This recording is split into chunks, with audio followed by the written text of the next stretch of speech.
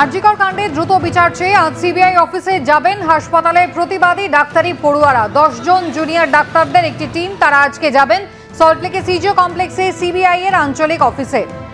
CBI তদন্তভার হাতে নেওয়ার পর 10 দিন পার হয়ে গিয়েছে। কেন্দ্রীয় গোয়েন্দাদের তদন্তের গতি প্রকৃতি নিয়ে ইতিমধ্যেই অসন্তোষ প্রকাশ করেছেন প্রতিবাদী চিকিৎসকদের একাংশ। গত বুধবার সিজিওর সামনে থেকে প্রতীকী প্রতিবাদ জানিয়ে তারা স্বাস্থ্য ভবন অভিযান করেছিলেন। আর আজ 10 জন পড়ুয়ার একটি প্রতিনিধি দল তারা যাবেন সল্টলেকের সিজিও কমপ্লেক্সে।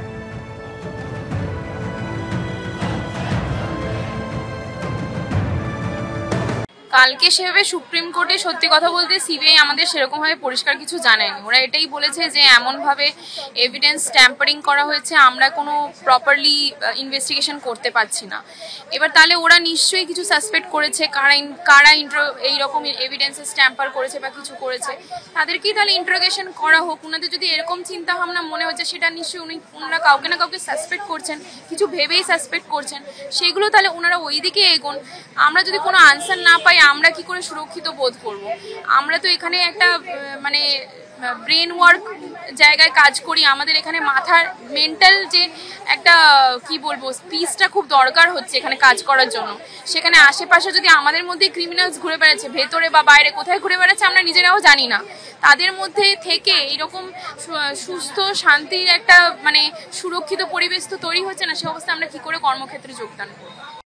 আন্দোলন আমাদের চলবে, কেননা আমরা সিবিআই এবং মহামান্য আদালতকে আমরা আর্জি জানাচ্ছি যে আসল অপরাধী এখনো ধরা পড়েনি, তাই তদন্ত প্রক্রিয়া দ্রুততার সাথে সম্পন্ন করে এবং তার চার্জশিট প্লেস করে আসল অপরাধী এবং খুনিদের গ্রেপ্তার করে তারা দৃষ্টান্তমূলক শাস্তি দেওয়া হোক।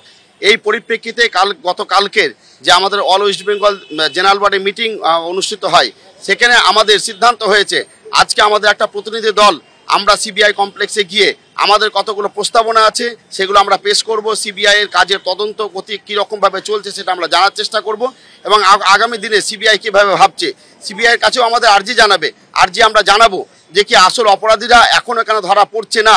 এই যে সিবিআই বারবার বলছে যে কি ট্যাম্পারিং হয়েছে, অর্থাৎ মানে তথ্য প্রমাণ লোপাটের একটা গভীর ষড়যন্ত্র হয়েছে, তাহলে গভীর ষড়যন্ত্রের পেছনে কারা আছে তাদেরকে বা সিবিআই কেন চিন্তিত করছে না? এই পরিপ্রেক্ষিতেই আমাদের আজকে মূলত সিবিআই আমাদের একটা প্রতিনিধি দল আমরা সিবিআই দপ্তর সাক্ষাৎ করব। আজ ফের পথে নামছেন চিকিৎসকরা। এর আগে গত বুধবার সিজিও কমপ্লেক্স থেকে তারা স্বাস্থ্য ভবন অভিযান করেছিলেন, দ্রুত বিচার চেয়েছিলেন। আর আজও সল্টলেকের সিজিও কমপ্লেক্সে সিবিআই এর আঞ্চলিক অফিসে যাবেন 10 জন জুনিয়র ডাক্তারদের একটি প্রতিনিধি দল। সিবিআই তদন্তভার হাতে নেওয়ার পর বেশ কয়েকদিন পেরিয়ে গিয়েছে, 10 দিন পেরিয়ে গিয়েছে। তদন্তের গতি প্রকৃতি নিয়ে ইতিমধ্যে অসন্তোষ প্রকাশ করে পথে নামছেন চিকিৎসকরা।